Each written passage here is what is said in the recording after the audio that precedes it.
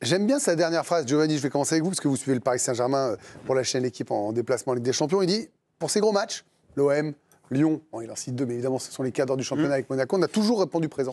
On a toujours été à la hauteur. Pour le coup, il a raison, notamment sur les entames de match où le Paris Saint-Germain, et c'était encore plus vrai ce dimanche soir au Parc des Princes face à l'OL, je trouve qu'ils ont fait 20 minutes d'une qualité fantastique. Il a raison, parce que cette équipe en Ligue 1, elle est cohérente dans le jeu, il y a de la continuité, c'est une équipe qui est forte avec et sans ballon.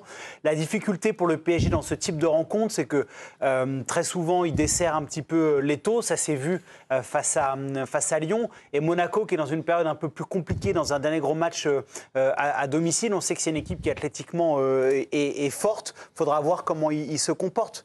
Mais oui, le PSG a prouvé, en dépit de tous les détracteurs dont vous faites partie, Grégory Hacher, montre qu'en Ligue 1, ils sont bien au-dessus. N'hésitez pas, hein, Giovanni, à mettre les gens dans la sauce, mais le problème, c'est que vous n'avez pas le buzzer et vous n'avez pas le pouvoir dans l'émission, donc vous avez passé 2 heures inconfortables pour le plus grand plaisir des téléspectateurs. Vous n'arrêtez pas de dire sur votre plateau que le PSG est une équipe de pompe à vélo parce qu'ils ne sont pas bons. Je n'aime pas ce mot, c'est faux, je pose des questions et après certains y répondent. Benoît Trémoulinas, bonsoir. Vous diluez ça, bonsoir. Bon courage, hein, parce que vous avez déjà décidé d'être trublion ce soir. Il faudra faire avec. Comment ça s'explique ça d'être costaud contre les costauds en championnat, au moins? Excusez-moi, je ne vous ai pas entendu comme Giovanni rigolait en même temps. Comment ça s'explique d'être costaud contre les costauds? Vous pouvez répéter s'il vous plaît? Arrêtez. Mais moi, j'ai vraiment pas compris la deuxième fois. Comment ça s'explique d'être costaud contre les costauds? En Ligue 1. Oui. En Ligue 1, pas en Ligue des Champions. Vous allez tous vraiment me faire une émission comme... Vous allez penser aux téléspectateurs et arrêter votre show, Benoît. Je pense que le Paris Saint-Germain n'a pas de réels rivaux en Ligue 1, tout simplement. Combien de fois Monaco a eu l'occasion de revenir sur le Paris Saint-Germain, où le Paris Saint-Germain a fait match nul? Et comme Monaco en Ligue des Champions, ils ont plus de points que Paris, par exemple. Oui, je suis d'accord. Lille aussi. Je suis d'accord, mais Monaco a eu l'occasion plusieurs fois de revenir sur le Paris Saint-Germain en Ligue 1. Ils ne l'ont pas fait.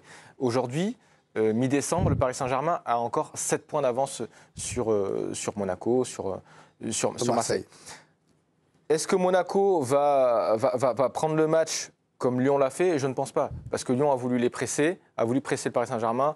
Ils ont pris une rafale.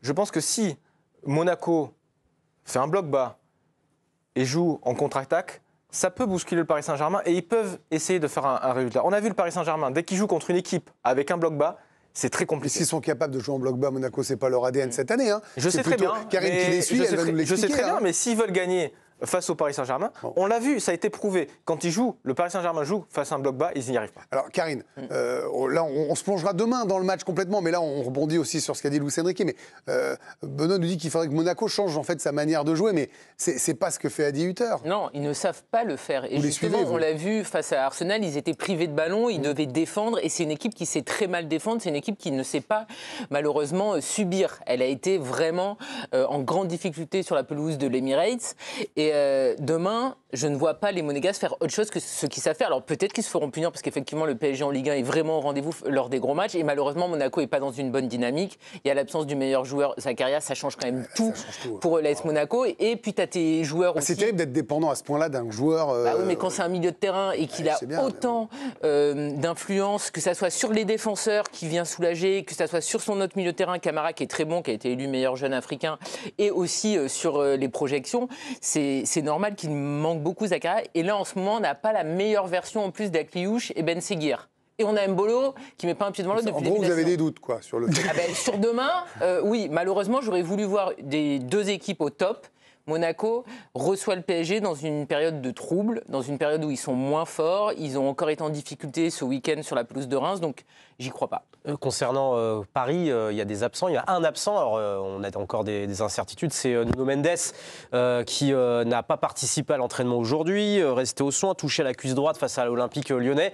Le groupe est quasi au complet. Kimpembe devrait faire partie du groupe, il était à l'entraînement aujourd'hui, mais Nuno Mendes, il y a un gros doute quant à sa participation, il ne devrait pas faire le déplacement. Alors justement, le dossier Kimpembe a été abordé en conférence de presse. Presnel Kimpembe, toujours pas de retour à la compétition, alors que ça fait plusieurs semaines qu'il s'entraîne avec le groupe, depuis le 18 octobre précisément. Donc la question a été posée à Luis Enrique, c'est pour quand ce retour à la compétition pour Presnel Kimpembe? La réponse, les explications de Luis Enrique qui ne veut prendre aucun risque. Non. Non, je ne crois pas que le championnat sera plié en cas de victoire. Les championnats se gagnent de façon mathématique, mais à la fin d'une saison. Petite erreur. Ça, c'est pas le bon sonore. Petite erreur de sonore. Bon, là, le c'est pas championnat ne grave. sera pas plié en cas de victoire. Ce sont des choses qui arrivent. Alors, pour quand le retour à la compétition de Presnel Kimpembe? La réponse de Luis Enrique. Peut-être. Bon, je pense qu'on les a pas, Alicia.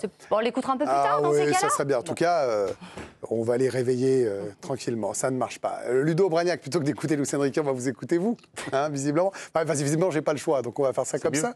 Oui, en tout cas, pour rassurer et pour aller plus loin dans ce que disait Alicia, le coach disait c'est un cas à part. Voilà, nous, on vous le donne, on l'a écouté, on l'a vu, on était à la conf. Il a dit Kimpembe, c'est un cas à part. Bon, enfin, moi, je veux bien que ce soit un cas à part.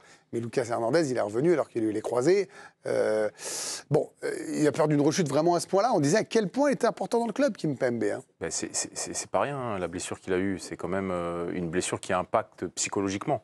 Je pense qu'il y a une peur du joueur, sinon le staff médical... Lui, il dit que non. Enfin, nous, les échos qu'on a, c'est que le joueur, il a envie de jouer. Hein. Ouais, bon, ça, c'est les échos qu'on a. Et généralement, c'est le joueur qui pousse toujours pour revenir. Là, s'il y a Kimpembe, ça repousse, ça m'étonnerait qu'en bonne intelligence, si c'est le joueur qui relate les sensations, parce que là, le tendon est apparemment guéri.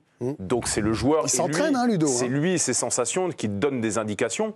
Ou alors, il y a un problème sous-jacent qui est que il préfère Pacho, en tout cas, ça, c'est sûr. Il préfère sa charnière actuelle, et que le retour de Kimpembe, au vu de son caractère, au vu de son envie et au vu de sa place dans ce groupe parisien, poserait un petit problème dans la relation, en tout cas, de l'équipe et du bon fonctionnement du groupe. Donc moi, il peut y avoir deux interprétations, et la deuxième est peut-être la plus convaincante. Ça peut gangréner un groupe, ça. Vous avez vu l'importance de Kimpembe, on sent qu'il a besoin de retrouver de la lumière. Vous avez vu comment il est apparu avec Dembélé hier.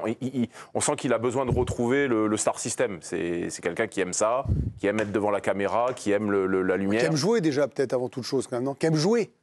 Qui aime aussi jouer, mais qui aime le paysage dans lequel il évolue depuis maintenant plus d'une dizaine d'années. Quand vous sortez un peu de l'écran comme ça depuis trop longtemps, vous avez envie d'y revenir parce que forcément ça vous manque et que vous sentez qu'on ne parle plus de vous. Donc oui, ça risque de poser problème en cas de non-titularisation si ça dure. Pour y avoir une jurisprudence Kolo Muani. Bon, on en parlera longuement de ce match demain, parce qu'évidemment, c'est un choc absolu. Kolo Muani, ce sera une passe décisive, l'un de nos thèmes. Est-ce que c'est le plus gros échec de l'histoire du PSG en transfert et en temps de jeu et en rapport qualité-prix?